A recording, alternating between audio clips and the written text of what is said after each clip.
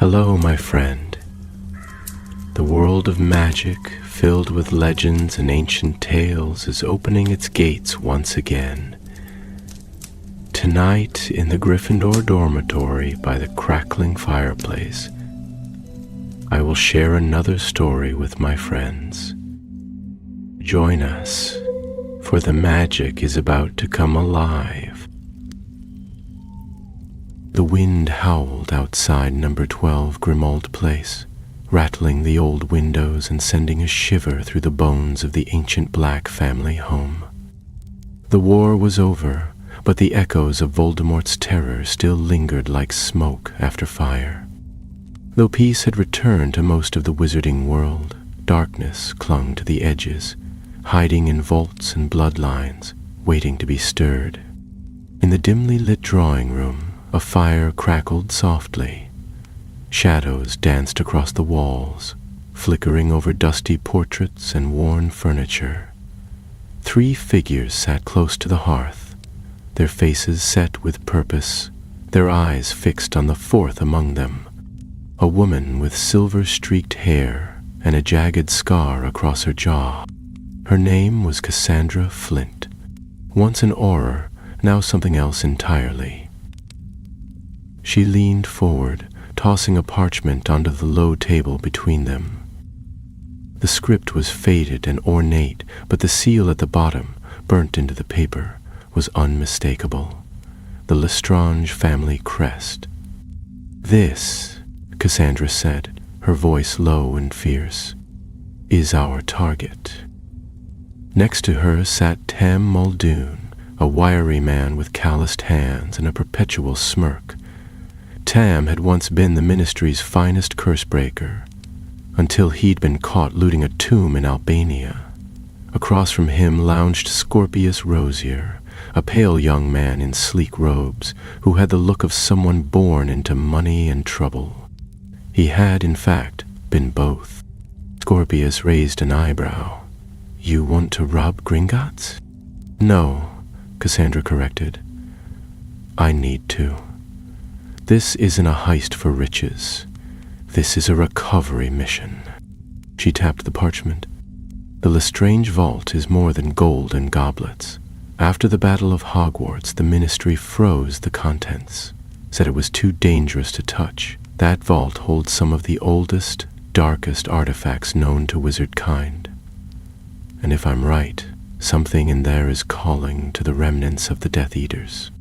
Tam whistled through his teeth. "Cursed objects, forbidden magic, goblin security, and you want us to just stroll in and grab it?"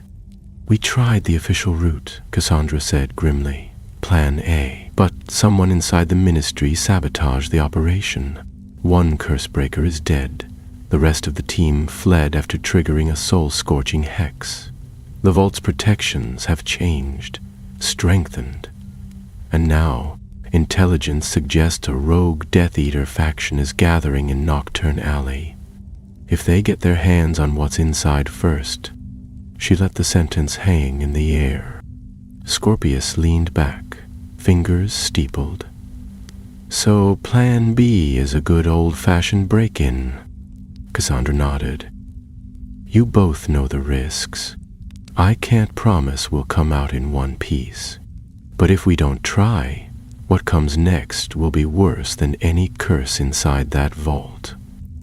There was silence. Then Tam cracked his knuckles.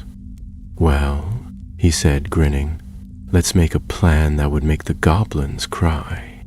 They moved quickly. Time was short.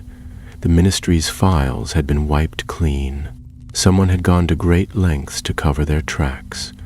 But Cassandra had her sources, and within 2 nights they had a path. Not through the front doors of Gringotts, of course. Even Scorpius, with his bloodline and bravado, couldn't bluff past the goblins' suspicion. No, they would enter from below. "You're joking," Scorpius had said when he saw the map. "Nope," Tam replied, tapping the yellowed parchment with a cracked fingernail. "There's an old maintenance tunnel that connects to the first sublevel, not used in over 100 years, sealed off after a cave-in. But if we use a diverting charm and a controlled blast, Cassandra cut in, keep the blast controlled. We need to get in quietly. No alarms, no reinforcements. And what about the vault itself? Scorpius asked. The Lestrange family vault isn't just locked, it's enchanted. Remember what happened to those half-blood robbers during the war? Tam grimaced. Boiled alive. Charming. That's why we'll need something special, Cassandra said, pulling a velvet pouch from her cloak. Inside was a goblin-forged key, gleaming, jagged and humming with ancient magic. Where did you get that? Tam asked, eyes wide. I have a friend, Cassandra said simply. Scorpius narrowed his eyes. That's no ordinary friend. She didn't answer. The night before the break-in, they gathered one last time at Grimmauld Place. Outside, thunder rolled across the London sky, heavy and full of warning. Inside, Cassandra laid out their path with precise confidence. Pam would breach the tunnel, disable the perimeter curses, and keep an eye out for magical tripwires. Scorpius would use his familial knowledge of Lestrange enchantments to guide them through the vault's interior defenses. I'll take point, Cassandra said. No matter what happens, no one opens the vault door until I say, understood?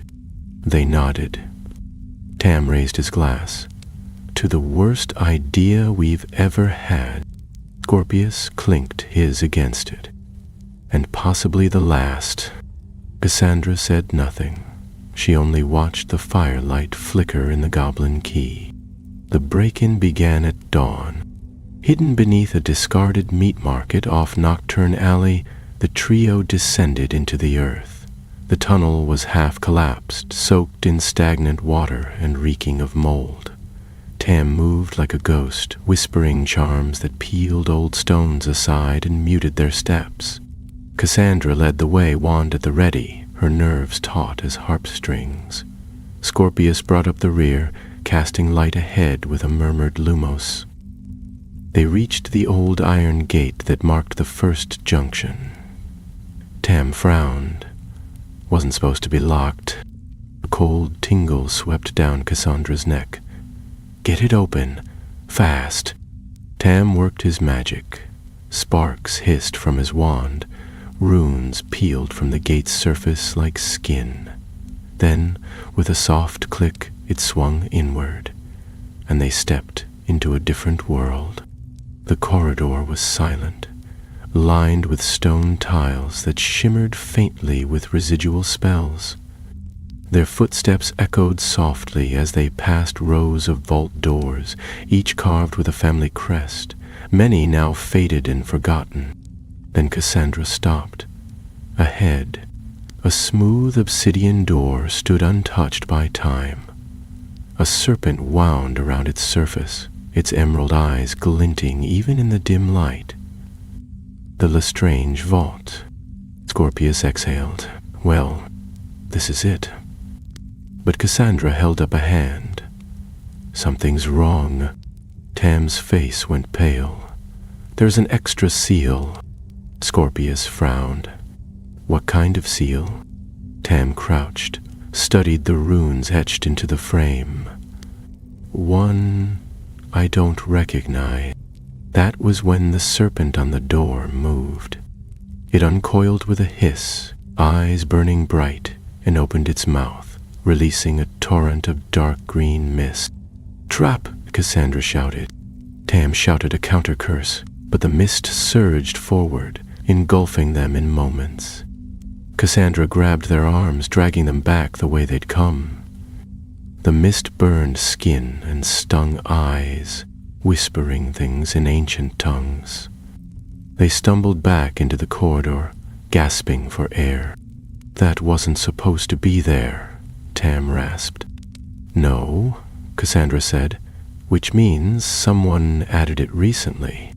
Scorpius wiped blood from his cheek. That can't be a coincidence. No, Cassandra agreed. Someone knew we were coming. The first step of Plan B had just become a race against whoever had already moved on Plan C. And if the Lestrange gold was more than just treasure, if it was a weapon, then time was running out. They would have to go deeper, faster, and darker, for the serpent on the door had whispered a name before it vanished back into the obsidian. A name none of them had spoken in years. Mulciber. The name hung in the air like a foul stench. Mulciber. Cassandra turned sharply, her eyes scanning the shadows behind them, as if the mere mention of the name might summon its bearer. She had heard it during the war, whispered with loathing by Aurors and in frightened tones by Muggleborns in hiding. A known Death Eater, a specialist in the Imperious Curse, thought to have died in the Battle of Hogwarts, though no body had ever been recovered. The serpent's voice had not spoken the name by accident.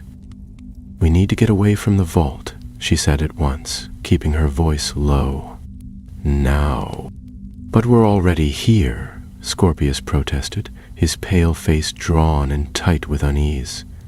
"If Mulciber's involved, we can't just turn around and—" "I'm not turning around," Cassandra snapped. "I'm regrouping. There's a difference."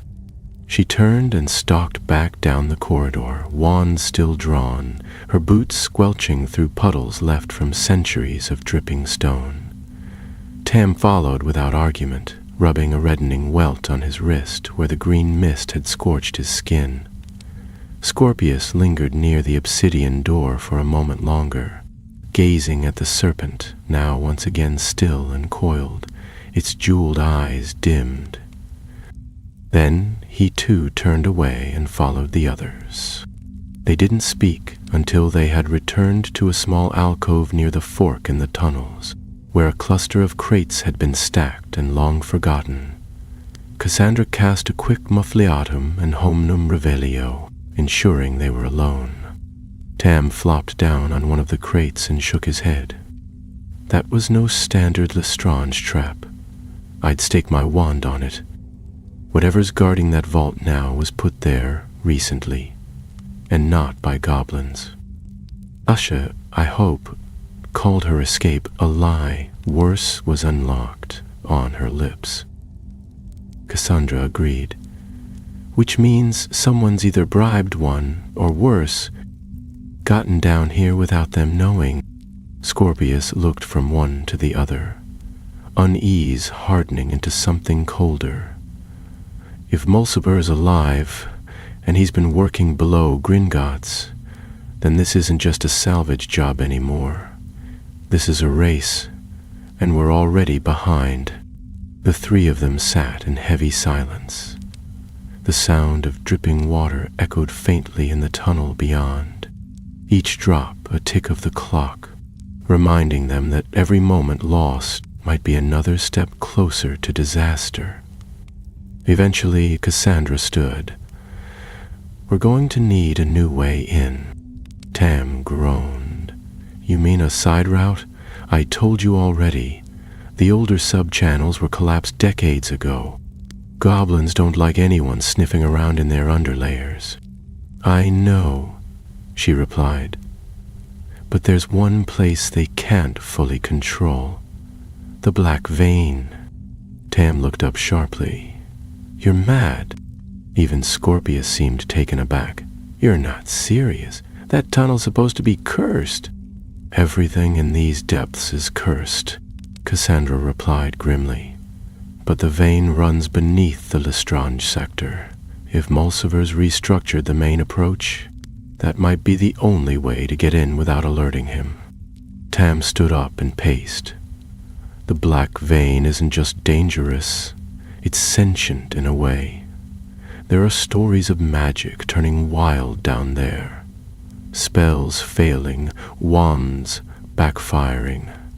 And that's assuming the tunnel hasn't collapsed since it was sealed off in 32. "Do you have a better plan?" she asked. He scowled, but didn't answer. Scorpius exhaled slowly. "So what?" We try to sneak in through a half-sentient, semi-sea collapse-laid tunnel filled with wild magic, hoping Mulciber hasn't set traps along that way as well? Cassandra looked at him levelly. Yes. He nodded. Right, just checking. With their decision made, they set off again, navigating through old service passages, past rusted ladders and collapsed junctions. The deeper they went, the stranger the air became. Normal magic felt sluggish here, like casting underwater. Wands sputtered where they should have flared, and light charms dimmed to the glow of fireflies. Eventually, they reached it. The black vein was not so much a tunnel as a long, ragged scar carved into the mountain's belly. Jagged stone jutted from its walls, and the floor sloped unevenly, covered in a glittering dark substance that looked like dried ink. The air shimmered faintly with threads of raw magic, some of it golden, some of it sickly green. Tam muttered under his breath, casting stabilizing charms with every step. Scorpius drew his wand tighter to his chest. I hate this place. No one likes it, Cassandra said softly, but it's the only way. They moved slowly through the vein, their footfalls muffled by enchantment and caution. Strange things flickered at the edges of their vision. Figures that vanished when stared at directly, whispers that echoed in familiar voices but spoke only nonsense. At one point, a patch of stone gave way beneath Tam, and only Scorpius' quick reflexes kept him from vanishing into the chasm below. The Cursebreaker's face had turned white as ash, but he nodded gratefully and kept moving. After what felt like hours, they found the junction. A crude side chamber opened to their right, framed by carved stone and ancient goblin sigils worn nearly smooth by time. Cassandra stepped forward, testing the floor with her boot. It held. Beyond the archway lay a narrow passage lined with vault doors, old ones, untouched in decades. Many had been sealed forever, their contents deemed too dangerous or too forgotten to reclaim. But ahead, near the end of the line, one door gleamed faintly, not with gold or polish, but with a pulsing enchantment, recent, powerful, and utterly out of place among the dust and ruin. Scorpius's voice was quiet. He's already been here. Cassandra nodded. He's preparing something. We're not the only ones trying to get to the Lestrange gold. Tam reached out, scanning the new enchantment. Whatever spell this is, it's not designed to keep people out. It's channeling power, pulling something in. In from where? Scorpius asked. Tam shook his head. I don't know, but it's draining the surrounding magic. That's why the vein feels so unstable. They exchanged a look. If Mulciber's using this old passage to charge something inside the Lestrange vault, Cassandra said, he's not just guarding it, he's feeding it. There was a moment of silence, broken only by the faint hum of the enchantment in the vault door. Then, behind them, something moved. A slow, deliberate scrape, stone against stone. They turned in unison, wands raised, but the corridor was empty, or so it seemed. Then, out of the shadows, a figure stepped forward, hooded, cloaked, his wand already aimed. You're not supposed to be here, the man said in a voice like crushed gravel, but it's just as well. You'll save me the trouble of finding you later. Cassandra didn't hesitate. Mulciber. The man's lip curled. You remember. She raised her wand. I remember enough. And then he struck. A blast of black light hurtled toward them, and the corridor exploded into chaos. The spell slammed into the tunnel wall just above Cassandra's head, sending shards of rock and hot dust in every direction. She ducked low, rolled sideways, and came up with her wand slashing through the air. "Protego Maxima," she barked, and a shimmering shield of blue magic burst into life, catching the second curse before it struck Tam square in the chest. Mulciber advanced with slow, steady steps, the hood falling back to reveal a face gaunt and pale, stretched tightly over high cheekbones. His eyes were hollow and sunken, like those of a man who had walked too far into darkness and found no way back.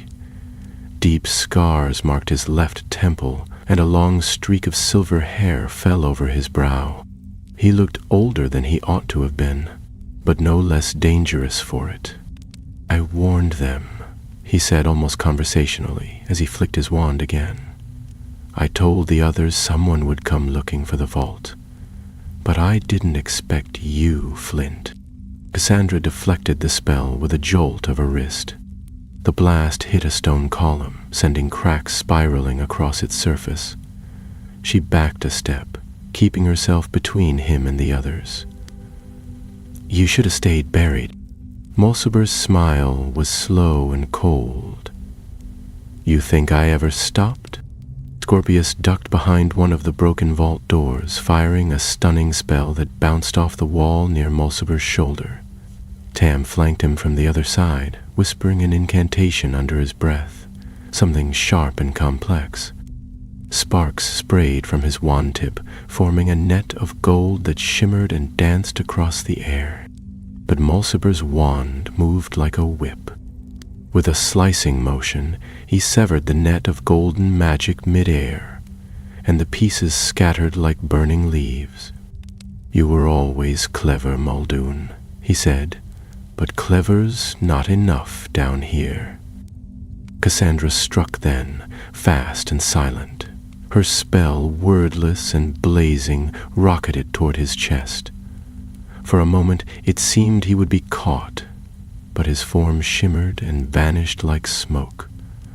A breath later, he was behind them.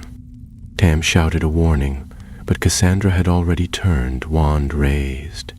She clashed with Mulciber in a blur of spells, defensive enchantments and lethal curses ricocheting between them. Sparks flew. The corridor trembled with the force of their duel.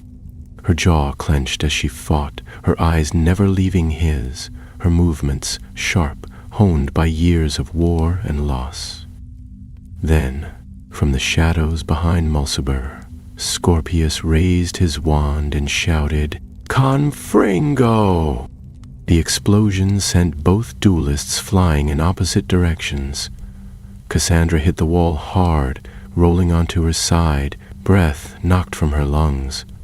Mulciber vanished again, this time into the blackness of a crumbling side tunnel. They waited, wands at the ready, for another attack, but none came. Only silence. Tam crept forward, casting detection spells along the corridor. "He's gone," he said at last, his voice tight. "But not far. He'll be watching."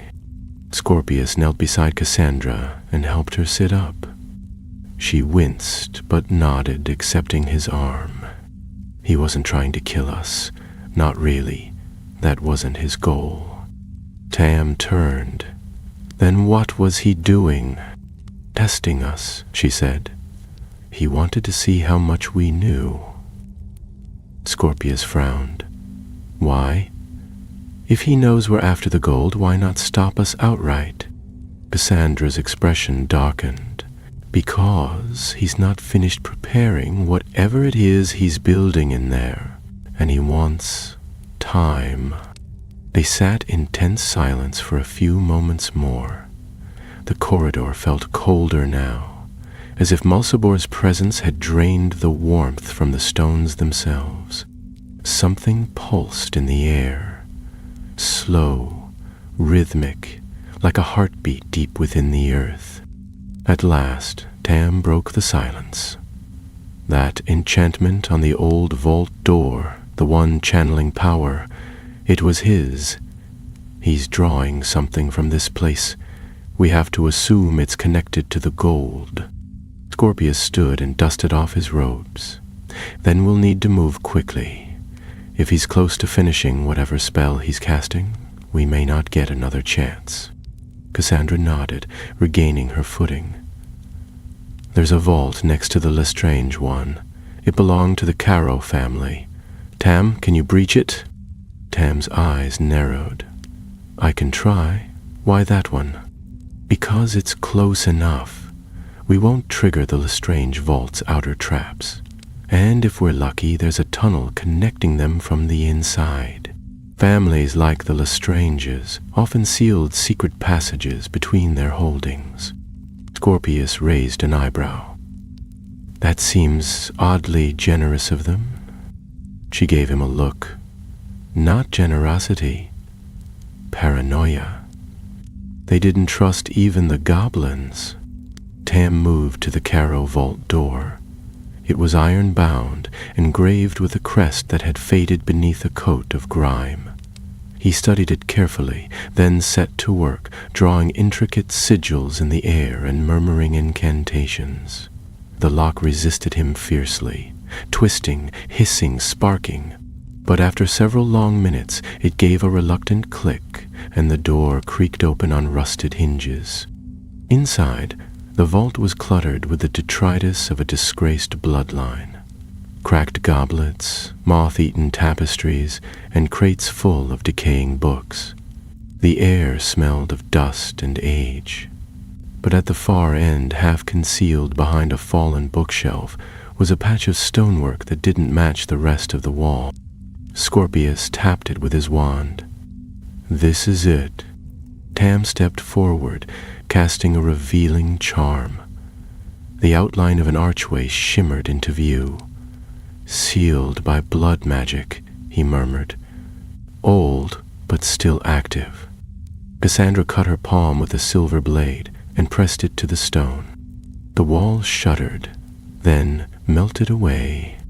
Beyond was a passage, narrow and sloping downward, lit by faint blue lanterns. Cold air rushed out to greet them. They stepped through without hesitation. The tunnel twisted and turned, winding like a serpent through the rock. Strange symbols glowed faintly along the walls. Words laid centuries ago, some cracked, some thrumming with power. At last they emerged into a cavernous chamber, round and smooth as a polished coin, and there, across the floor of gleaming black stone, stood the Lestrange vault. It loomed high, its surface marked with dark veins that pulsed like lightning trapped in metal. Chains of silver light crisscrossed its surface, protective enchantments stronger than any they had seen before. And behind those, deep in the heart of the vault, a glow pulsed steadily. Gold, but not just gold. It moved. Tam stared. "That's no ordinary treasure hoard." Cassandra raised her wand. "No. That's alive." And from the far corner of the vault, where the shadows pooled thickest, a voice answered them, low and echoing. "So you've found it at last." They turned, and Mulciber stepped into the light again. Only this time, he wasn't alone. Behind him floated a creature wrapped in shadow, tethered by chains of dark magic. It had no face, but its presence pressed against their thoughts, cold and invasive. Scorpius whispered, "What is that?" Mulciber smiled. "In the future." Mulciber stood as if he had always belonged there, at home amidst the cursed gold and ancient shadows. His wand rested at his side, but no less dangerous for being still. The thing behind him drifted silently, its body shrouded in coils of mist, its outline pulsing and unstable, as though it had only just remembered how to exist in this world. Tam inched closer to Cassandra, keeping his wand pointed at the creature. "That's not a Dementor," he muttered under his breath. "It's something else." "No," Cassandra agreed quietly. "It's worse." The creature's presence pressed in on them, not with cold exactly, but with a damp, suffocating sense of inevitability, as though the very air had thickened and turned against them. Scorpius swallowed hard, trying to ignore the prickling sensation along his spine. What is it doing in the Lestrange vault? Mulcifer's lips curled into a slow, unpleasant smile. The Lestranges were guardians of more than wealth. Their vault was a prison once, a chamber sealed not only with metal and stone, but with memory and blood. This creature, this guardian, was bound centuries ago by their ancestors. It is ancient, forgotten, but not lost. Cassandra's eyes narrowed. So you freed it? No, Mulcifer said softly, eyes glinting. I woke it. It has been dreaming for generations, locked beneath layers of gold and curse. But now it remembers. Tam took a step forward. Remembers what? Mulcifer gestured to the swirling chains of magic that held the creature in place. It remembers who it served, before the vault, before the laws, before the goblins ever laid stone. The creature turned its head, or seemed to. Though it had no eyes, they all felt it looking at them. Cassandra's grip on her wand tightened. You're mad, she said. You think you can control it? Mulcifer laughed. No, but I can give it purpose. He raised his wand slowly. The ministry is rotting from within. The goblins have grown too powerful. The order is scattered. The Auror is distracted by squabbles and treaties. The wizarding world is vulnerable, and this time there will be no dark lord to fall, and no boy who lived to save you. What rises now is not a man but a force, and I shall be its herald. Cassandra shook her head, stepping protectively in front of Tam and Scorpius. You've bound it with unstable magic. You can't even control the vault properly. What happens when it turns on you? Mulcifer's expression darkened, the smile vanishing. Then we all burn. But I'd rather see the world burn clean than watch it fester. Without waiting, Cassandra shouted, Stupefy! And her spell lanced through the chamber like lightning. Mulcifer flicked his wand, parrying the curse, and with a hiss, the creature lashed out, sending a wave of dark energy across the chamber. The blast knocked them back against the wall, and the chains that held the guardian trembled with strain. Tam rolled behind a fallen pillar, his wand already sketching runes in the air to cast a stabilizing field. Scorpius scrambled to his feet, coughing. He's unbinding it, piece by piece. He's using the vault's enchantments to feed it. We need to sever the connection, Cassandra called. Tam, find the anchor spell. Tam shouted back without looking up. It's not one spell. It's woven through the walls. He's turned the whole vault into a channel. Mulcifer strode forward, eyes glowing faintly with something that was not entirely human. You don't understand. This isn't just power. It's balance. Magic unfiltered. Magic without boundaries. You and your kind have caged it for too long. Cassandra flung another curse, forcing him to duck. She advanced, teeth clenched, heart thudding. You sound just like him, she said. Voldemort, Grindelwald, all of them. I am not them, Mulcifer snarled. I am what comes after.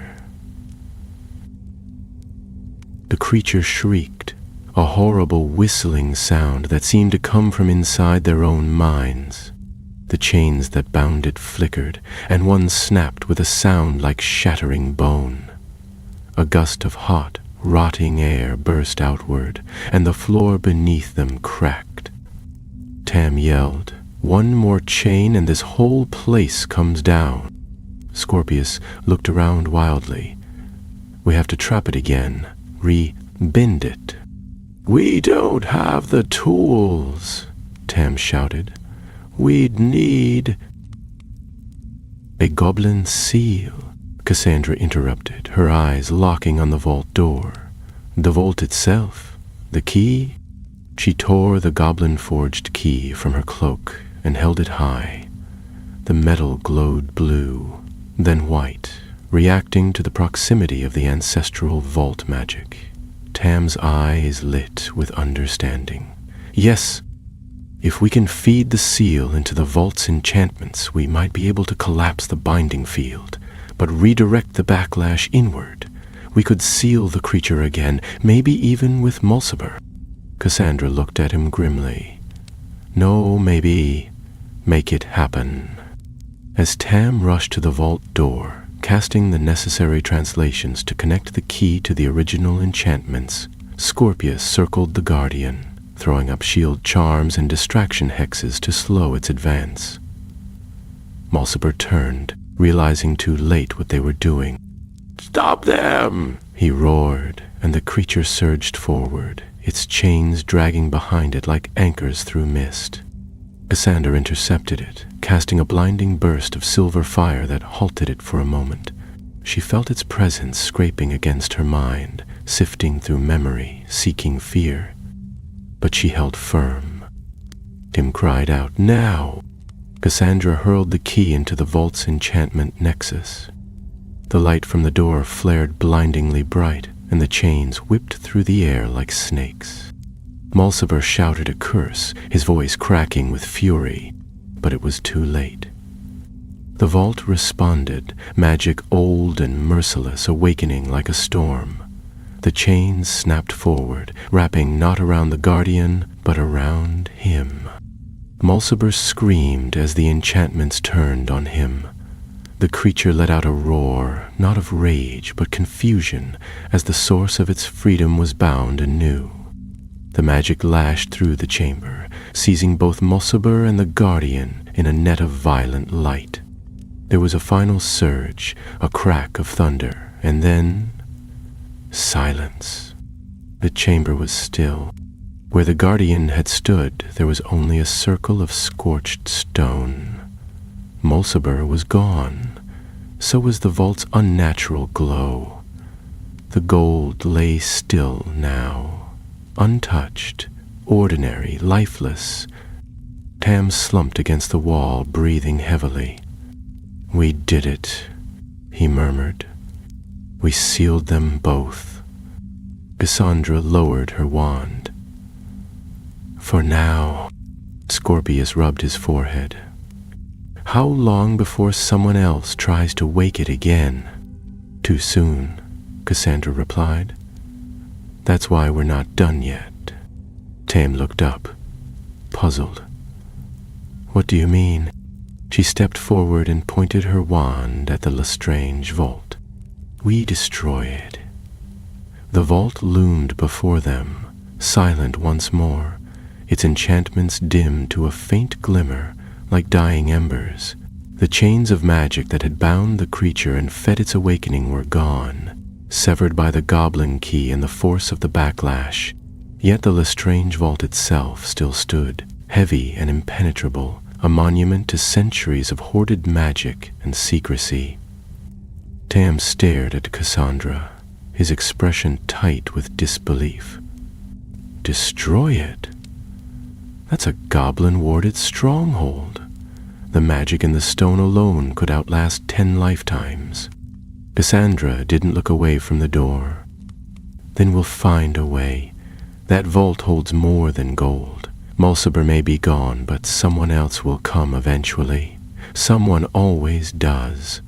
If the vault survives, so does the temptation." Scorpius glanced around the chamber, his voice cautious. "Even if we could bring it down, the backlash could level half of Gringotts. Goblins don't take kindly to having their vaults tampered with." "They'll never find out it was us," Cassandra said firmly. "Not if we do it right." Tam frowned, rubbing at the stubble on his jaw. And what exactly does right look like in this situation? I've seen it done once before, she said, stepping lightly over the scorched floor. During the war, a rogue cursebreaker from the Spanish ministry collapsed a vampire vault beneath Madrid, used layered unstable charms, timed detonation spells woven into the security enchantments. Risky but effective. The key is the resonance. If we use the goblin magic against itself, we can cause a magical implosion instead of an explosion. The vault collapses inward, sealing itself and everything inside. Scorpius raised a brow. And it won't kill us in the process. It might, she answered flatly, but not if we're fast. Tam gave a tired laugh. Well, it wouldn't be one of your plans if it didn't involve a near-death experience. They got to work at once. Tam took the lead, drawing runes into the stone floor with a charmed iron spike. He etched the lines with careful precision, forming a ritual circle around the vault's threshold, each mark glowing faintly red as it took hold. Scorpius prepared the magical fuses, conduits of unstable charm work designed to unravel the vault's enchantments in a precise sequence. Cassandra moved between them both, inspecting every sigil, every charm, adjusting wand pressure, refining angles. 7 layers of binding, Tam muttered as he knelt beside the vault, each keyed to the Lestrange bloodline, reinforced after the war. Someone must have tried to get inside after Bellatrix died. They added traps, horrible ones. Mulciber, Cassandra said quietly. He didn't just wake the Guardian. He tried to break the vault too. Couldn't do it. So he fed power into it instead. Scorpius straightened up. That means he's weakened the structure. His work might actually help us. Let's hope so, Cassandra replied. Time passed slowly in that chamber beneath Gringotts. The vault hummed with a faint tension, as if aware of what they were doing. The air grew heavier with every enchantment laid, every rune pressed into the stone. The old magics resisted them, not openly, but in subtle ways. Wands trembled, spells flickered, a faint, bitter chill drifted through the air, stirring thoughts best left buried. At last, the circle was complete. The fuses were in place. All that remained was to trigger the collapse. Tam wiped his brow. We'll need to channel a burst of raw magic into the keystone, just enough to ignite the cascade. After that, the runes will take over. Cassandra looked at the keystone, a jagged black sigil embedded above the vault door. We hit that, then run? Faster than we've ever run, he said grimly. Scorpius cracked his knuckles and rolled his shoulders. You know, I've had worse mornings. Not many, but a few. Cassandra raised her wand. On my mark. 3, 2, 1, now. The 3 spells struck the keystone together, a trident of light piercing the air. There was a moment of stillness, a breath held by the earth itself, and then the rune glowed white, hot. The chamber shook. The vault groaned, deep and terrible, like something ancient waking in pain. Runes on the floor sparked and surged, forming a lattice of pulsing energy that wrapped the vault like a web. The enchantments flared to life, one by one, then cracked like glass beneath the pressure. Go! Cassandra shouted. They turned and fled down the narrow tunnel, the walls trembling around them. Behind them, the magic turned inward, folding, collapsing, twisting upon itself like a storm turned backwards. The roar that followed was soundless and deafening all at once, a shock wave of force and silence that chased them through the tunnel like a phantom. They reached the Caro vault just as the blast hit. A wave of pressure slammed into the door behind them, flinging all 3 across the floor. The stone groaned, but held. Dust filled the air, choking and thick, settling slowly in the dim glow of Tam's wand. For a long moment, none of them spoke. Then Scorpius coughed and said, "If that's what control looks like, I'm never letting you near a wand again." Cassandra sat up slowly, her ribs aching. It worked. Tam leaned against the wall, breathing heavily. The vault's gone. That entire sector might be unstable for weeks. But the Guardian's sealed. Mulcibra's magic is gone. The Lestrange legacy ends here, she said. Scorpius tilted his head. Not entirely. He pulled a small leather pouch from inside his robes and held it up. I grabbed this before we set off the collapse. No cursed gold, just a ledger. Might tell us what else the Lestranges were hiding. Cassandra eyed it warily. "You're sure it's safe?" I had Tam check it. Tam shrugged. "Nothing cursed on the outside. The inside's probably another story." She nodded once. "Keep it hidden. We'll study it later." The three of them sat there in the ruined chamber, surrounded by dust and silence and the fading hum of broken magic. It wasn't the gold they had come for, but it was something more valuable. A victory, a warning, and perhaps a beginning. Eventually, Cassandra stood. "Let's go, before the goblins notice we were ever here." They made their way back through the black vein, slower this time, each of them bruised, exhausted, but intact. The strange currents of magic that had once pulsed through the tunnel now seemed quieter, subdued. Whatever power Mulciber had stirred, it had gone still once more. As they reached the tunnel mouth, a cold draft brushed past them. One last breath from the vault behind them. Cassandra paused, glancing back into the dark.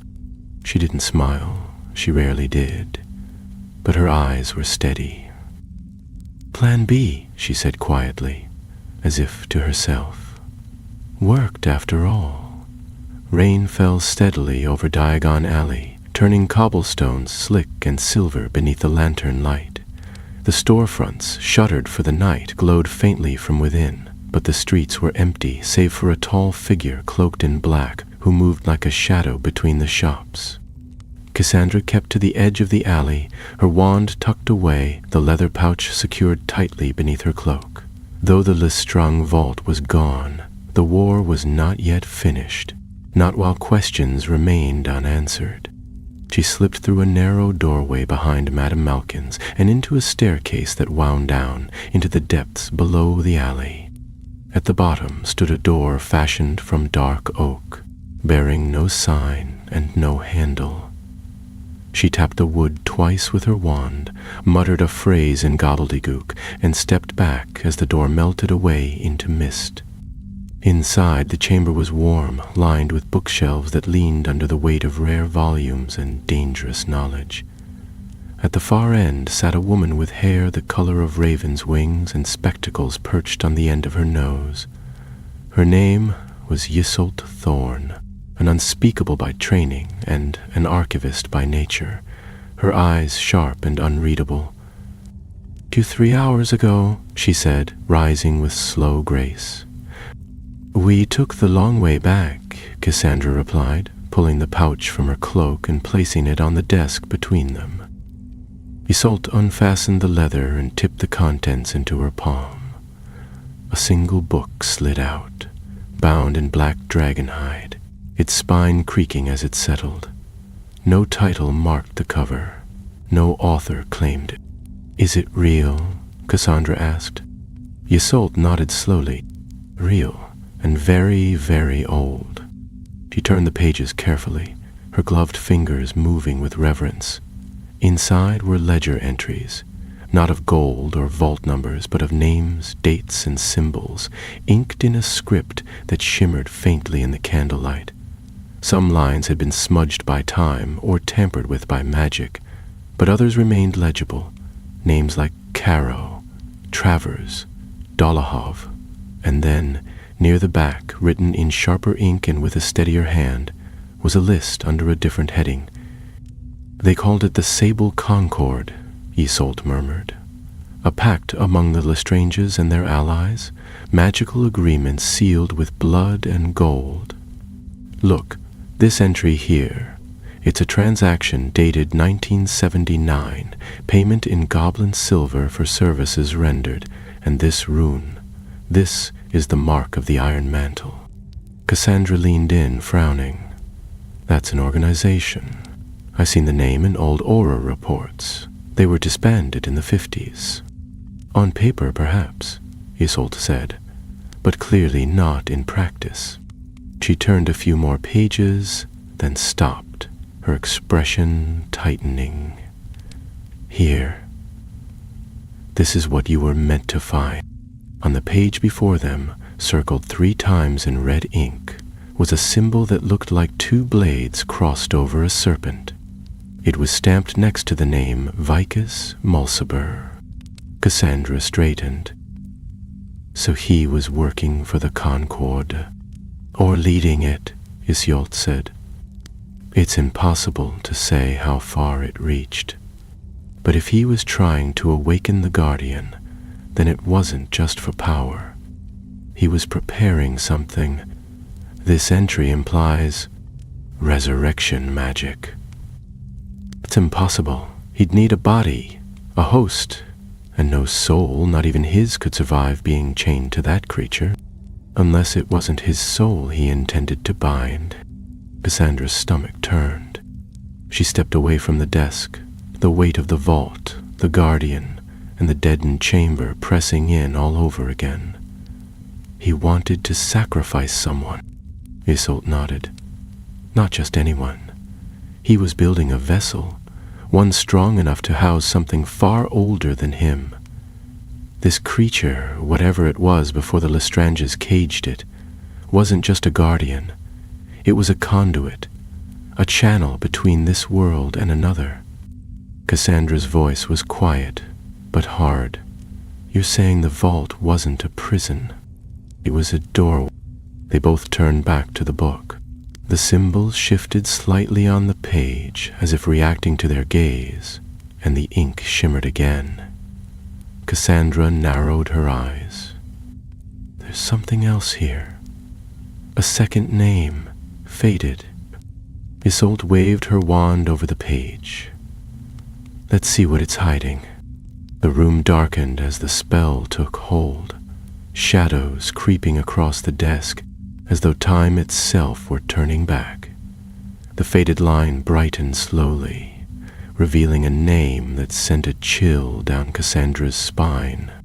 Hesper Black. She stared. That can't be right. She died before the First War, a century ago. Isolde's brow furrowed. Not according to this. According to the ledger, she made a deposit in the Lestrange vault in 1946. Something called the Final Tongue. Cassandra felt as though the room had tilted beneath her. That's a myth, a spell no one's been able to prove exists. It was rumored to be part of Merlin's unfinished research. Raw language that could reshape matter by sound alone. If that's what the Lestranges were guarding, Isolde said slowly, then Mulciber wasn't just raising a servant. He was calling for a weapon. A long silence followed. Eventually Cassandra spoke again. What else do we know about the Concord, about who survived?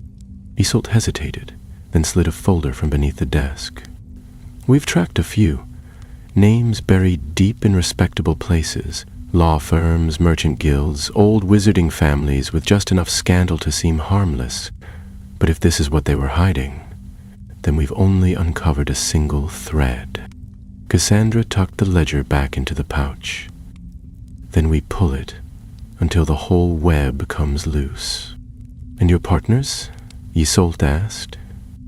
They don't know everything, Cassandra said, fastening the pouch tight. Not yet, but they will. Tam and Scorpius risked their lives to stop this. They deserve to know what we're fighting. As she turned to leave, Isolt's voice followed her like a whisper from the shadows. Be careful, Cassandra. The vault may be gone, but the key still exists, and someone will come looking for it. Cassandra didn't turn back. Let them. Outside, the rain still fell, steady and soft, washing the stones clean. She stepped into the alley without a sound and vanished once more into the night, knowing full well that what had begun beneath Gringotts was far from over. Tam Muldoon sat at the corner table in the back room of the Staggering Cauldron, a lesser-known inn wedged between the rubbish bins of Nocturne Alley and the rear door of a disreputable quill shop that no longer sold anything as innocent as ink. The innkeeper, a surly squib named Rorgan, served drinks thick with sediment and soup that occasionally blinked. Tam didn't mind. The food was dreadful, the lighting worse, and the company even worse still, which made it the perfect place to go unnoticed. He stirred his tea absently, watching the steam rise in thin spirals, his thoughts tangled in a web of symbols and spells. The vault was gone, collapsed by their hands and sealed for good, or so they hoped. But something about the way Mulciber had moved, the certainty with which he had spoken of the Guardian, still gnawed at Tam like an itch beneath the skin. The door creaked open, and a cold gust blew in. Scorpius Rosier entered, with the air of someone who had just passed through a crowd that hadn't the sense to get out of his way. He was dressed better than the setting warranted. Long gray coat, polished boots, collar high against the rain. He looked around, sneered at the soup's eye floating lazily in a nearby bowl, and joined Tam without a word. They're watching my flat, Scorpius said as he sat. Ministry or order, not sure. Someone with too much time and not enough manners. Tam grunted and took a sip of tea. Can't say I'm surprised. We blew up one of the oldest vaults in Gringotts and walked out without a scratch. Well, you walked out with burns, Scorpius said, lifting an eyebrow. I walked out looking like I'd just come from a particularly long and boring board meeting. They sat in silence for a while, the only sound the clink of spoons and the distant muttering of Rorgan as he attempted to chase a rogue rat out from behind the barrels. Finally, Tam leaned forward. There's something wrong with the timeline. Scorpius looked up. What do you mean? Mulciber spoke about the Guardian as if it had purpose. Not like a weapon, but like something sentient, something summoned. And Isolt's report. Cassandra said it mentioned the Sable Concord was older than we thought, maybe centuries older. Scorpius narrowed his eyes. You think it wasn't just a Death Eater faction? I think the Lestranges were part of something buried deeper, older, maybe even predating the First War. And if that creature was a conduit, if the vault was a doorway like she said, then maybe Mulciber didn't start this. Maybe he was just trying to finish something. Scorpius leaned back slowly, his fingers tapping the table. So you think this ledger she found, what was it called? The Sable Concord book, is only a piece of it? Tam nodded, a corner of a tapestry. The names inside aren't just allies of the Lestranges. Some of them aren't even dark families. They're scholars, inventors, goblins. There's a binding rune linked to one of the older blood banks in Cairo. Scorpius frowned. That's not just wealth, that's infrastructure. Exactly, Tam said, lowering his voice. And some of the markings. This one here. He pulled a folded parchment from his cloak and unrolled it across the table, pointing to a jagged emblem shaped like a mirror split in two. This isn't European. It's ancient Akkadian. Which means it predates modern wand magic, Scorpius murmured. Tam's mouth was tight. Mulciber wasn't summoning a servant. He was resurrecting a magical system, one older than anything the ministry regulates. No restrictions, no wands, just intent, language, and raw magic. Scorpius's expression darkened. That's why the goblins never spoke about the Lestrange vault's deepest layers. They weren't afraid of gold. They were afraid of what it was built around. Just then, the door to the inn opened again. Slowly, this time. A tall figure entered, wrapped in a dark cloak beaded with rain, the hood pulled low. Scorpius tensed, but Tam's wand was already at his side, fingers resting lightly on the grip. The figure approached, paused at their table, and then lifted the hood. Cassandra Flint's face was drawn, her eyes rimmed with sleeplessness, but her voice was steady as ever. "We've got a problem." Tam folded the parchment quickly. "Another one?" She ignored the sarcasm and set a torn scrap of paper on the table. It looked ancient, parchment browned with age, edges singed, the ink barely legible. But the three of them leaned closer. "There's a second vault," Cassandra said. "Isolde confirmed it an hour ago. Not in Gringotts, not even in Britain, but built using the same principles. The Concord didn't hide everything in one place. The Lestrange vault was only the London node." Scorpius blinked. "How many nodes?" "We don't know yet, but the one Isolde found is in Prague." Tam looked up sharply. "That city's buried in enchantments. The old magic there runs under the entire historic quarter. If someone built a vault beneath that—" "Likely they did," Cassandra said. "And worse, someone's already trying to breach it. We intercepted a transmission from an Auror contact in the Czech Magical Security Bureau. A group calling themselves the Ashen Hand was spotted near the old golem chambers. One of them was carrying a symbol Isolde matched to the Conquered." Scorpius exhaled slowly, shaking his head. "So, it's starting again." "No," Cassandra said quietly. "It never stopped." They sat with that for a moment, the weight of it settling over them like an invisible cloak. The rain outside had turned to sleet, ticking softly against the window panes. Finally, Tam stood and drained his cup. "I've always wanted to see Prague. Do we know where this vault is exactly?" "Not yet," Cassandra replied, "but we know where to start. There's a hidden archive beneath the old astronomical tower. Isolde found a reference to it in one of the obscured pages. It was built by a wizard called Yannick Zahora, a name that appears in the Concord's outer legend." Scorpius gave a faint, dry smile. "I take it we're not flying commercial." Cassandra managed a small smirk in return. "Portkey, dawn. And this time, we're bringing reinforcements." Tam raised an eyebrow. "Who?"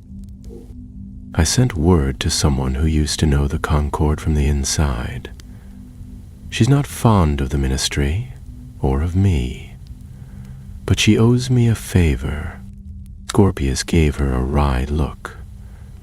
"Do I want to know how?"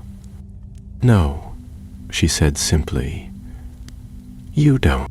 As they stood, the scrap of parchment between them caught the light from the hearth and glowed faintly, the runes on its surface flaring for just a heartbeat. A low sound vibrated through the floorboards beneath their feet, so faint it might have been imagined.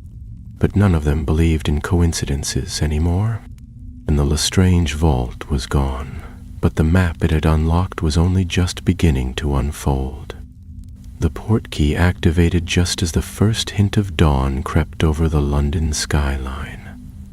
It was a battered brass sextant wrapped in black twine, and when Cassandra tapped it with her wand, a pale blue light surrounded the three of them, and the tug behind their navels yanked them forward into the crushing whirl of magic. They landed with a jolt in a narrow alley that smelled of ash and copper, where old brick walls leaned so close together they nearly touched, and snowflakes drifted lazily down from the violet morning sky. Tam stumbled and caught himself on a drainpipe, muttering something sharp under his breath. Scorpius straightened his collar with practiced grace and looked around, brow furrowed. Well, if this is Prague, it certainly doesn't look like the parts they show on postcards. It's the Alchemy Quarter, Cassandra said, brushing snow from her shoulder. The Muggle streets sit on top, but the magical city's underneath, 3 layers deep and half of it uncharted. The place is a tangle of ley lines, old blood wards, and spell-forked architecture. If the Concord buried a note here, it won't be easy to find. Tam's eyes narrowed as he studied a rune carved into the wall beside them. Some of this magic is alive, still reacting to presence. That means someone's been through recently. They emerged from the alley into a wider street of worn stone and crooked lanterns, flanked by buildings that swayed ever so slightly when not being watched directly. Shops with signs in old Slavic script blinked open one by one. An apothecary with glass-bellied jars that burped softly. A parchment dealer whose scrolls fluttered their ends like bird feathers. A bakery that sold bread which hummed lullabies if you broke the crust just right. It was unlike Diagon Alley in almost every way. There was no sense of cheer here, only quiet, coiled magic, like an old creature sleeping lightly. Their contact arrived at the end of the lane, just as Cassandra had said she would. She was tall, sharp-aimed, and wore a coat woven from thestral leather that shimmered faintly in the light. Her name was Magda Vaserka, and once, long ago, she had been part of a hidden circle within the unspeakables, those who studied the conquered in secret and paid dearly for it. "You shouldn't have called me," Magda said without preamble. Her voice was low and rough, like stone dragged across metal. "You know what happens to people who dig into the past too deep in this city." "I remember," Cassandra replied, unfazed. "But the past is already digging its way out. And it's not just here." Magda looked at Scorpius and Tam, taking their measure in a single glance. Then she turned and gestured for them to follow. "Come, if we talk out here, the snow will listen." They passed through an enchanted archway that led them into the Undercity, a sprawling network of corridors and chambers built beneath Prague's old foundations. Unlike Gringotts, there were no goblin markers, no familiar signs of wizard commerce. Here the walls were made of runestone and glass-fused bone. The ceilings veined with glowing threads of blue magic, and the air was tinged with the taste of forgotten spell. "The archive you want is sealed," Magda explained as they walked. "It hasn't been opened since before Grindelwald fell. The vault isn't a vault in the Gringotts sense. It's a reflection, a magical echo built into the astronomical tower. The Concord believed in dual structures, material strongholds above, magical anchors below. When one was accessed, the other stirred. You destroyed the Lestrange vault. This one woke up." They reached a chamber shaped like a flattened dome, where a great brass mechanism rose from the center like a skeletal tree, its branches covered in gleaming astrolabes and spinning rings.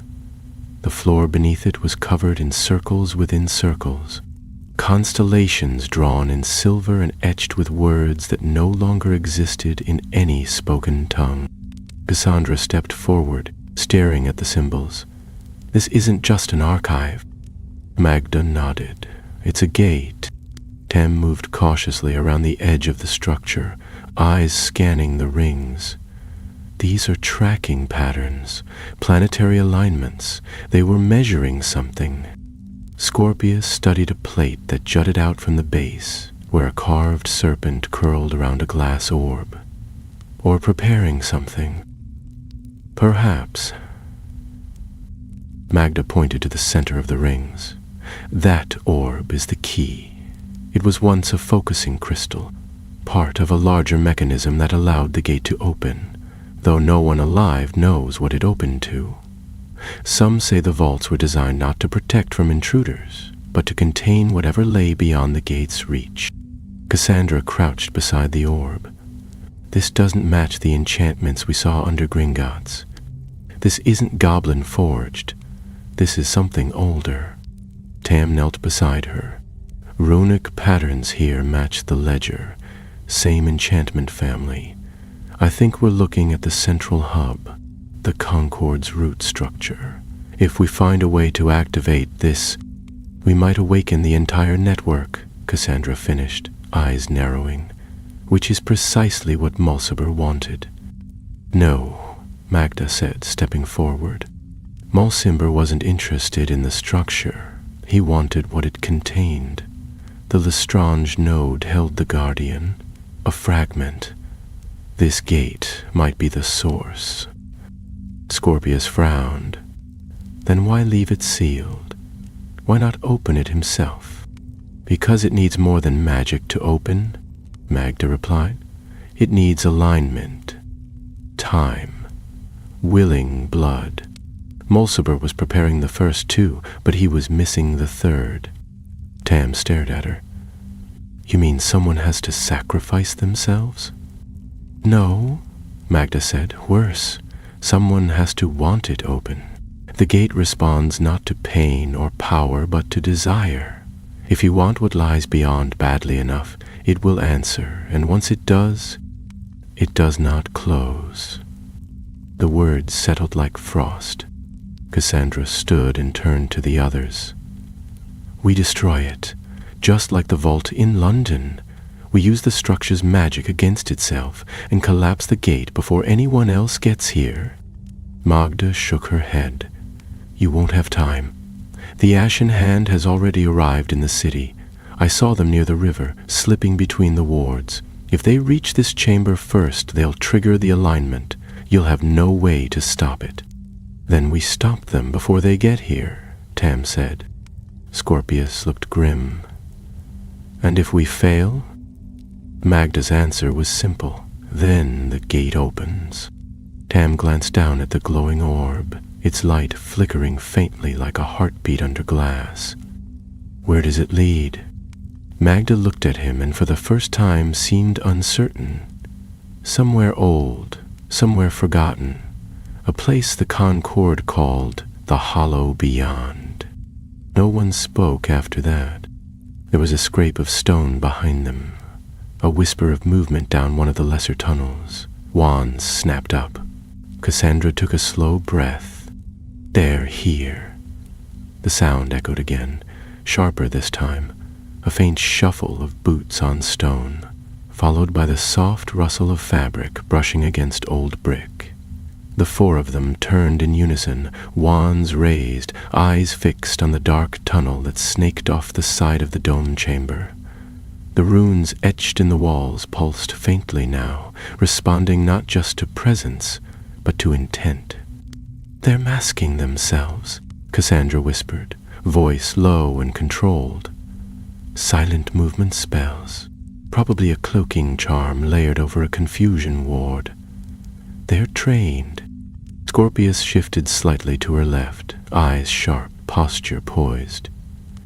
How many? Tam muttered a detection charm under his breath, and his wand tip glowed a dull copper. 3, no 4, one of them shielding the others. It's dampening their magical signatures, but not completely. They're 30 feet out and closing. Magda moved quickly and without a sound to the mechanism at the chamber's center. She withdrew a thin silver wand from beneath her coat and pressed its tip to the lowest ring of the astrolabe, whispering in an old dialect that made the air prickle. The orb at the center dimmed slightly, its flickering light steadier now, like a flame braced against wind. I've warded the gate, she said quietly. For now. They won't be able to access it without breaking the circle, but if they get close enough to try, we'll be dealing with more than just spells. These aren't ordinary agents. The Ashen Hand recruits those who've already tasted forbidden magic and didn't flinch. Cassandra gave a short nod and pointed to a low alcove behind the eastern arch. Tam, take that position and cover the main approach. Scorpius, right side, near the old basin. Magda and I will hold the circle. It moved swiftly into place. The chamber was vast enough to offer cover, but not so large that they could be easily flanked. Tam conjured a defensive net between two stone pillars, layering it with a whisper-giggered hex. Scorpius drew a protective rune into the flagstones beside the basin and stood ready, wand steady, eyes trained on the tunnel mouth. Cassandra remained beside the gate, her presence calm but alert, the way a seasoned duelist stands just before the first spell flies. The silence stretched, thick and full of waiting. The torches set along the walls flickered, shadows stretching long across the floor. Then they appeared. The first figure stepped into view, tall and hooded, face hidden beneath a bone-white mask etched with dark veins. The others followed swiftly, moving in formation, their wands already glowing with layered spells. They didn't speak, didn't announce themselves with threats or demands. The Ashen Hand did not negotiate. The leading figure raised his wand and flicked it downward. Tam's net burst into light, and the corridor erupted in a clash of force and fire. The enchantment caught one of the attackers full in the chest and hurled them backwards into the tunnel wall, but the others surged forward, ignoring the loss, casting shields as they came. Scorpius was already moving. He spun from behind the basin, sending a jet of violet fire toward the flank. One attacker deflected it and returned a slicing curse, but Scorpius ducked low and flicked his wand again, transfiguring part of the floor into a patch of writhing vines that caught a boot and pulled it tight. Cassandra and Magda held the line at the gate. The lead attacker raised a hand, strangely calm amid the chaos, and spoke a spell that sounded like it belonged to a different world. The air around the orb wavered, and the runes etched in the floor groaned as if under strain. "He's trying to corrupt the focus point," Magda warned. "If he cracks the alignment ring, the gate could open without a proper anchor and take this entire chamber with it. Not if I get to him first," Cassandra muttered. She stepped forward, wand raised, and met the attacker head-on. Their spells clashed mid-air, fire against ice, light against shadow. The chamber echoed with the force of it, the air shimmering where the magic met and tore apart. Cassandra's shield charm held against the first volley, and she countered with a disarming strike that nearly wrenched the wand from his hand. But he recovered and responded with a blast that sent sparks cascading across the floor. Tam, still holding his position, cast a redirecting hex that sent one of the enemy curses spinning off course, where it shattered against the wall in a burst of blue shards. "We've got to end this fast," he shouted over the din. "That gate is starting to resonate." Magda had returned to the mechanism, reinforcing the runes with quick, sharp gestures. "I can hold it a few more minutes, no more." Cassandra pressed harder, driving the masked figure back with a sequence of sharp, precise spells, her movements clean and efficient. But the attacker wasn't alone. Another figure flanked her side, wand raised, chanting something in a guttural tongue that curled the air like smoke. Scorpius was there in seconds. His stunning spell struck the second attacker square in the shoulder, sending them crashing to the ground, mask cracking as they fell. He didn't pause to gloat. He returned to the basin, casting cover spells over Cassandra as she forced the lead attacker toward the far wall. At last, Cassandra feinted left, turned her wand sharply, and sent a concentrated blast of silver fire directly into her opponent's chest. The spell hit with a dull thump, and the masked figure crumpled, his wand clattering to the floor. The chamber fell still again, the air heavy with heat and ash. One attacker fled back into the tunnel, limping. The others lay unmoving. Scorpius lowered his wand, breathing hard. Tam wiped a smear of blood from his temple. Magda remained by the mechanism, her wand pressed to the orb. It stabilized, for now, but the gate has been touched. That's twice now in a matter of days. The magic is stirring, ancient and watchful.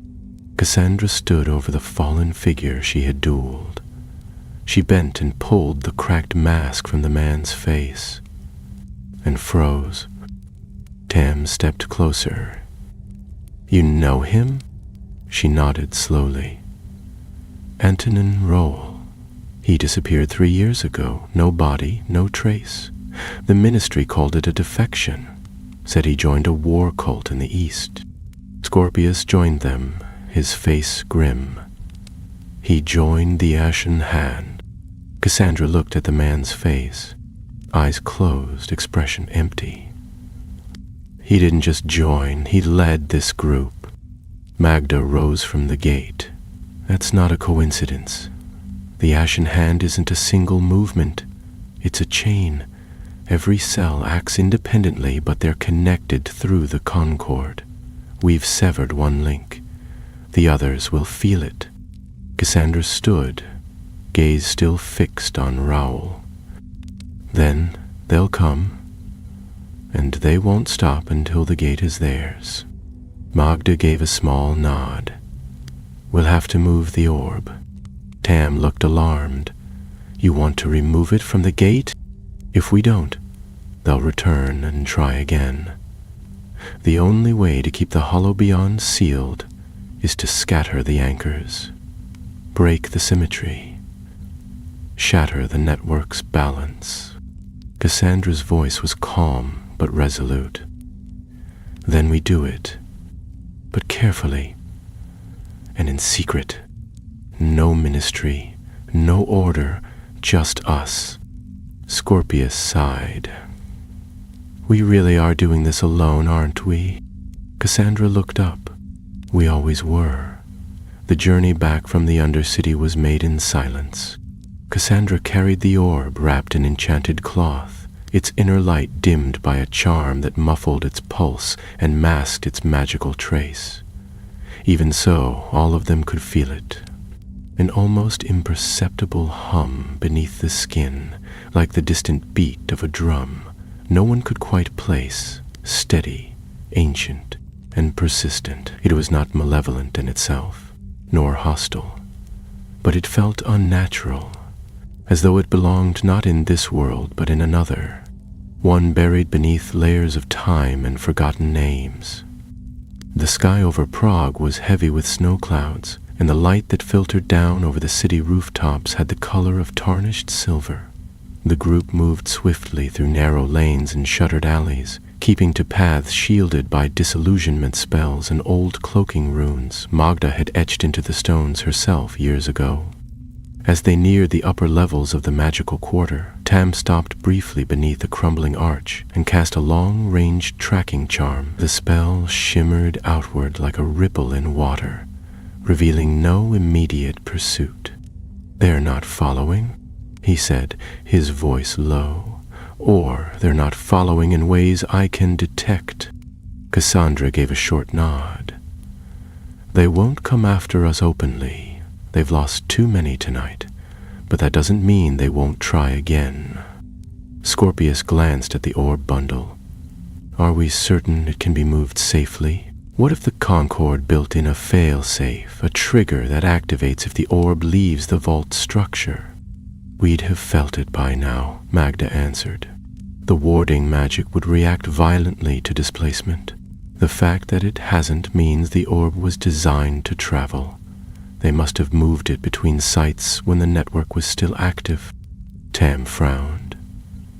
That means they planned for this possibility. Someone, somewhere, would always carry the last key. They emerged into the outer arc of the alchemy quarter, where the snow was falling more heavily, blanketing the roof lines and balconies in white. The city stretched beyond them, quiet and bright in the early morning haze. But Cassandra felt no peace in the view. She held the bundle tighter beneath her cloak and led them to the edge of an old stone bridge that arched across a chasm of unworked rock, the divide between the magical and non-magical zones of the city. On the far side, hidden beneath glamours and notice-me-not wards, stood a row of abandoned warehouses that had once served the alchemical guild centuries ago. Now they belonged to no one, or so it appeared. They crossed without speaking. Inside the largest warehouse, lit by the flickering glow of mage lanterns, Cassandra unwrapped the orb and placed it on a thick rune-inscribed pedestal Tam conjured from the floor. The orb gleamed once, then dimmed again, settling into place as if it had merely returned home. Tam stepped back, wiping his hands on his robes. There, hidden beneath 30 layers of illusion, shielded by directional charms and 2 levels of blood recognition wards. No one's finding it unless we let them. Cassandra looked at Magda. And the others? You said there were more nodes. There are, Magda replied. At least 4 confirmed, but likely more. The Concord believed in redundancy. If one anchor fell, the others would hold the structure intact. Scorpius perched on the edge of a stone bench and folded his arms. Then we'll have to find them all before the Ashen Hand does. Destroy the gates, scatter the orbs, dismantle whatever's left of this network. Even if we succeed, Tam said, we're still only treating the symptoms. The Concord didn't build this in a day. These vaults, these conduits, they've been active for centuries, and Mosaber wasn't the only one who believed in waking them. No, Cassandra said, her tone thoughtful. But he was the one who accelerated the timeline. He forced the Concord's hand. Magda moved to a table cluttered with old parchment and maps, her fingers trailing over the edges of one particular scroll. She unrolled it carefully and pointed to a symbol etched in red ink near the southern reaches of the Alps. There's a site in northern Italy, hidden beneath an abandoned convent that was turned into a magical asylum after the war. The ministry never acknowledged it, but some of us knew it was still in use, for people who saw too much or remembered too clearly. Scorpius arched an eyebrow. Charming. Magda nodded. It's called Santa Specula. According to the Concord's records, one of the deeper vault nodes was locked beneath its foundations, but the vault wasn't meant to hold treasure or knowledge. It was used for testing. Tam looked up sharply. Testing what? Magda's expression didn't change. The resonance of thought. There was a long pause. Scorpius gave a nervous laugh.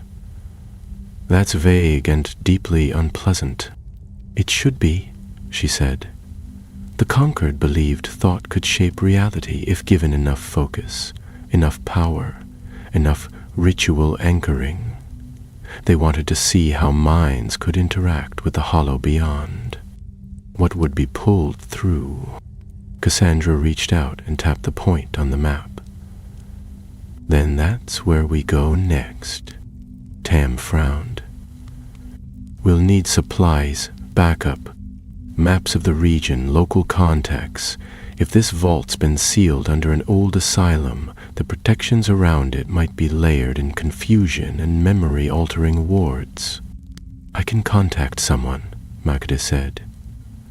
An archivist named Dahlia Vren. She used to work with the Eastern Department of Magical Anthropology.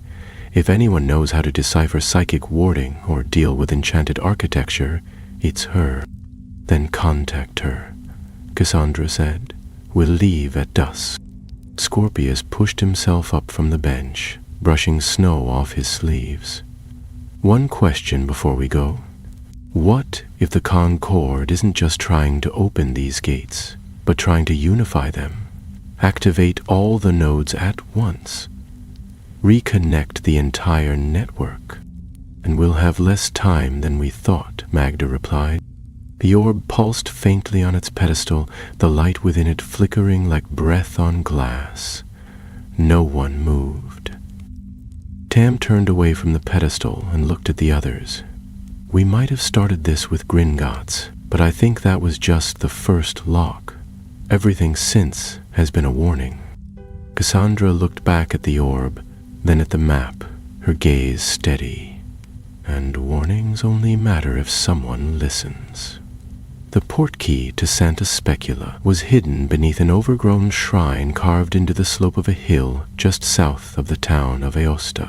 It was a granite figurine of a blindfolded nun holding a bowl of cracked obsidian, and to most eyes it appeared no different than the other crumbling relics that dotted the mountain paths. But when Cassandra whispered the activation phrase, "Videre per tenebras," the shrine flared briefly with dull violet light and yanked them from the hillside, plunging them into the sickening rush of travel.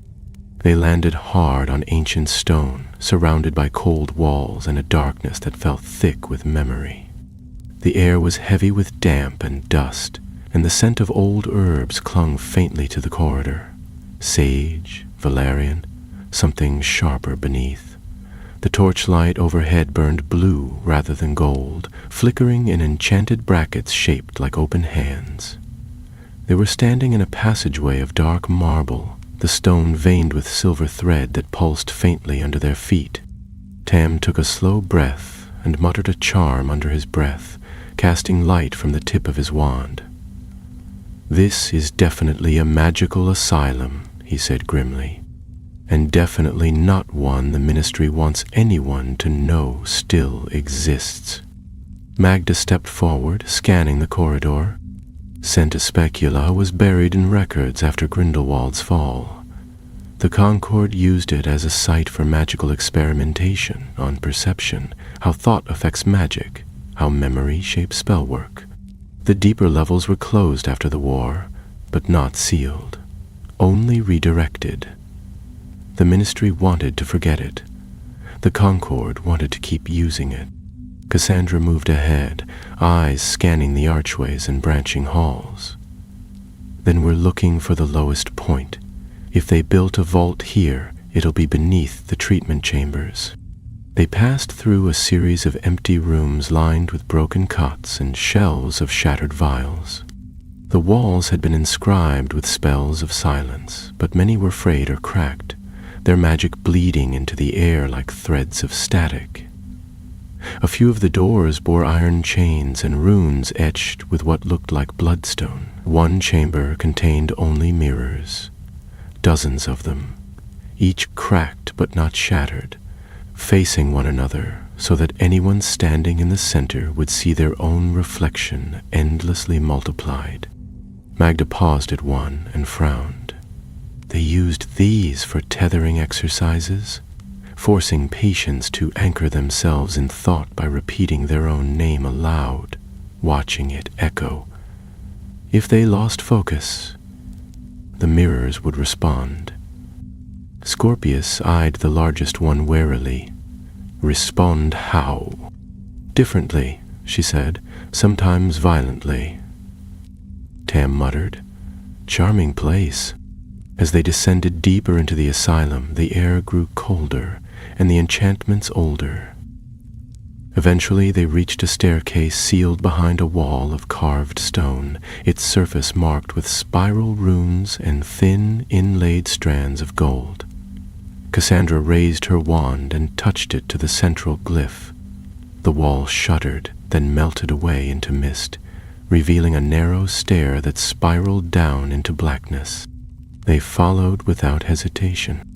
The stair led them into a chamber shaped like a hollow heart, vast and cold, with walls that dripped with condensation and whispered faintly in languages no one could understand.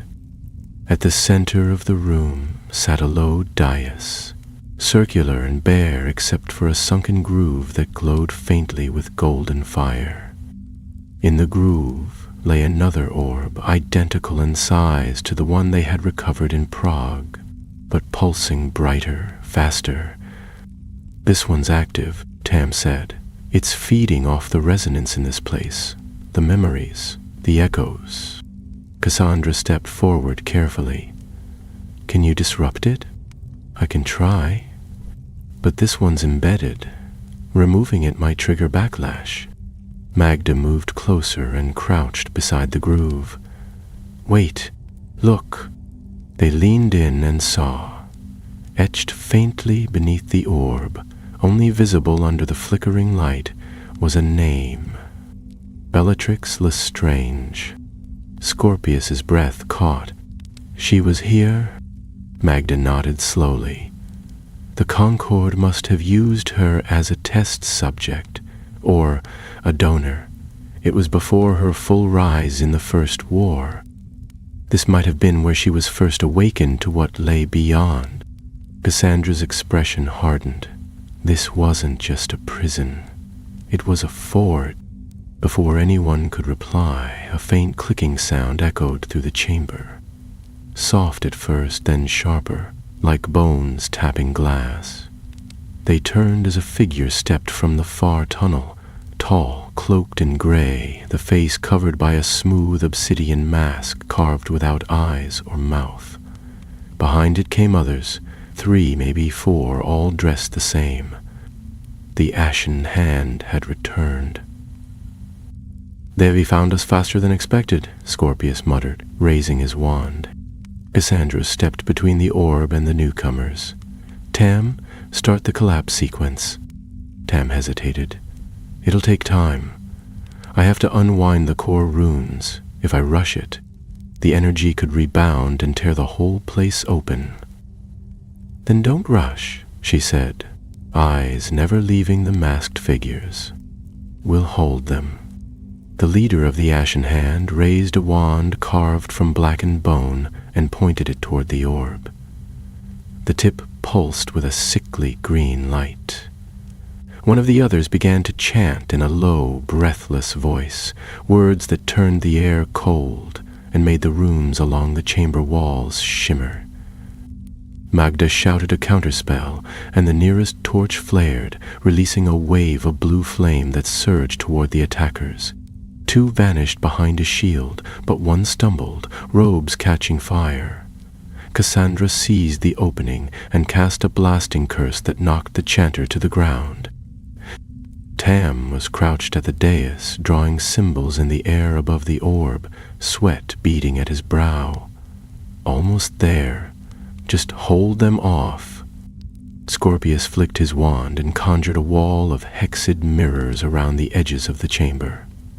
The old asylum enchantments responded, reflecting light and sound with disorienting force. One of the attackers cast a curse that rebounded and struck his own comrade, knocking him senseless. The masked leader stepped forward, unaffected by the chaos. He lowered his wand and reached toward the orb with both hands, chanting something that made the stone beneath their feet vibrate. Cassandra stepped in front of him, her wand burning with white-hot light. "You won't touch it." The figure paused, then slowly lowered the mask. The face beneath was lined, hollow-eyed, marked with ritual scars, and utterly familiar. It was Rabistan Lestrange. He looked at her without emotion. "You can't stop it, Flint. The gate is opening. It always was. You've only delayed the tide." Cassandra didn't flinch. "Then we'll drown you with it," Tam shouted. "Now." He struck the final rune, and the orb flared with golden light. The chamber howled with wind that came from nowhere, and the structure began to tremble. The walls cracked. The floor shuddered. Runes flared and burst. "Go," Cassandra ordered. Scorpius grabbed Tam, and the 3 of them turned to flee. Magda lingered for 1 heartbeat more, then vanished into the dark with them. Behind them, Rabistan reached for the orb again, but the dais erupted in light, and he vanished in the blaze. They barely made it to the staircase before the collapse consumed the chamber. The explosion behind them wasn't made of fire or sound, but of magic itself, pure, raw, and ancient, bursting through the walls of the asylum with a soundless roar that shook the ground and twisted the air. The staircase trembled beneath their feet, cracked open in places, and flung dust into the rushing dark as they stumbled upwards. For a few breathless moments, it seemed the entire building might cave in on top of them, but the charm Tam had laid before the collapse held just long enough, shielding the corridor behind them with a ward that shimmered gold before turning to ash. They burst out into the upper level of Santa Specula, coughing and blinking against the stinging smoke that wasn't really smoke, but the residue of ruptured enchantments. Old spells torn apart and left drifting in the air like strands of broken silk. The torches had all gone out. The walls pulsed faintly with residual heat. No voices followed. No footsteps echoed behind them. The gate was sealed. Magda leaned heavily against the nearest wall, her face pale, but her eyes still sharp. "He was supposed to be dead," she said, her voice quiet and tight. "Rabistan Lestrange. The last reports had him vanishing in Albania, and the Order claimed his body had been found 2 years ago." "It wasn't," Cassandra said, brushing dust from her coat. "That was a lie, or a trick. He's been working with the Ashen Hand this whole time." Tam dropped to one knee, clutching his ribs where a spell had clipped him on the way up. "That means Bellatrix wasn't the only one who gave something to the Concord. He must have been part of it too. Maybe more than part." Scorpius stood near one of the broken archways, staring out at the snowy mountainside beyond. The wind was rising now, stirring loose stones and flurries of frost. "If he survived the collapse," he said without turning, "he'll be coming for the last orb." There was a moment of silence as that settled over them. Magda stepped forward, brushing ice from the edge of the map she'd carried folded in her coat. "We have 2 nodes left that we can verify. One in the Black Forest, deep in the Shadowlands past the oldest Germanic wards, and one beneath a ruined fortress in Thessaly, once used by a brotherhood of magical astronomers. But after this, after what we saw here, I'm not sure either site is stable or safe." Cassandra looked from face to face, her voice level. "We don't go to the next vault to study it. We go to destroy it, same as the last. We're not out to collect knowledge anymore. The Concord wasn't building a library. They were building a pathway." Tam gave a slow nod. "Each orb is a key. When they're all active, the network forms a bridge, not just across space, but across thresholds." Scorpius turned from the window. "Then we're not just racing against time, we're racing against intention. Ravistan knows what he's doing, and we still don't know who else is helping him." Magda returned the map to her coat. "Then we move quickly. The Black Forest node is the more exposed of the 2. Its protections were never reinforced after the Second War. If they're planning to open another gate, that's where they'll strike." Outside, the first rays of dawn crept across the peaks, bathing the snow in a wash of gold and gray. The light felt too gentle for what had just taken place. The ancient gate beneath Santa Specula had been destroyed, but the hollow beyond had stirred again, and now it knew they were watching. Cassandra turned and made for the exit, the others falling into step behind her. She didn't speak of what she had felt when the orb flared. Didn't speak of the presence, cold and immense, that had reached toward her, unseen but felt, like something vast just beneath the surface of a still lake. She had pushed it back, severed the link, shattered the node, but it had noticed her, It had marked her, and she suspected it would not forget. They passed out of the asylum's outer halls and into the forested slope beyond, where the trees stood tall and still, their branches heavy with snow. A portkey stone lay buried beneath a cluster of roots, marked with a simple spiral rune. Magda activated it, and one by one they vanished into the rising light. They returned to the hidden warehouse near the edge of the Thames just after midday. The orb recovered in Prague still rested on its pedestal, its glow muted but steady. Tam checked the runes and confirmed that no one had touched it, but when Cassandra drew closer she felt a change, not in the magic itself, but in what lay behind it. The heartbeat was stronger now, the rhythm more certain, like something that had been asleep for centuries was finally, slowly waking. Scorpius moved beside her, his expression unreadable. "Do you think we can finish it? Stop all the gates before they open?" Cassandra didn't answer immediately. She watched the orb for a long moment, then placed her hand on the edge of the pedestal. "We have to." Magda emerged from the side room with a letter in hand, sealed with the insignia of the Czech ministry. Iseult sent word. Someone's stolen the Gringotts reconstruction records. The goblins are denying any breach, but they're rattled. Whoever took the plans knew where to look and what to avoid. Tam shook his head. They are already planning their next move. "Then so are we," Cassandra said. "We find the last 2 nodes. We dismantle what we can, and if we can't..." She let the words trail off, but everyone understood. Scorpius rested a hand briefly on his wand. "Then we end it, one way or another." Outside, the river moved slowly beneath the weight of early winter. The sun gleamed faintly off the ripples, but the shadows beneath the water seemed deeper than before.